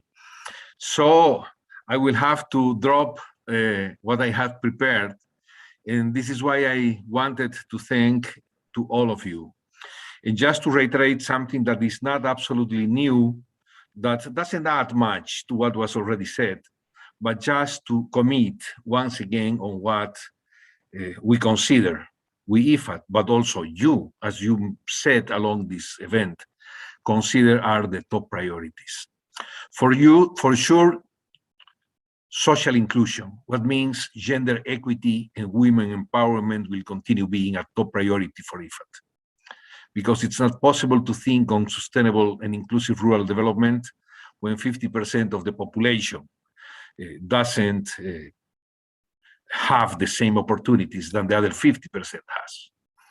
Creating opportunities for youth, the best skilled, educated, and innovative population that paradoxically doesn't have opportunities to contribute at the level that they can. Empowering rural population and strengthening their capacities to develop themselves, to participate in social processes, and to decide on their future. All these can be put in a big, under a big title as social inclusion. Productive transformation is another top priority, and innovation for more productive agriculture, because we cannot continue increasing the production only just through enlarging or increasing the number of hectares where agriculture happens. This is not possible in the long term, and this is not the way to solve the food necessities of almost 8 billion people in the planet. So we need to increase and to improve the agriculture productivity. This is the only way why agriculture will be able to feed the world without damaging even more the planet. And jointly with these innovations in concrete productive technologies, what was already said, taking advantage of digital technologies, because today farmers that are really moving ahead, are really moving forward, are those that have access to digital services that help them to access technical assistance, information on the markets, productive innovations, how to sell, where and when. So these two levels of transformation are fundamental. The productive technologies themselves for a more productive agriculture, and the information technologies in order to be at the level that the world requires today. Another area that was already mentioned is the necessity to think and to move from just food production to comprehensive and broader productive food systems. This was already said by several of you. I don't need to reiterate anything, but this is a must. We have to think agriculture from the farm to the table. We have to be aware that the main objective of agriculture and of food production is not producing food, is making food available. And therefore, we have to think along the entire process from the farm to the table. And also, another important element is thinking, as several of you said, smallholders agriculture as a profitable business. Producing and guaranteeing the self-sufficiency of food is essential. But it has to be also profitable for small farmers. And small farmers have the potential and the capacity to become entrepreneurs making profitable business. Final, but maybe the most urgent and fundamental challenge and top priority in the agenda is making sustainable use of natural resources, because we need to save the planet. This is our house. This is the only house we have. So what is going to happen if we destroy it as we are doing so far? So these are IFAD top priorities for today and for the future, a future where we are sure IFAD and Indonesia and all the partners with whom we work in the country will continue working together for the following years and more.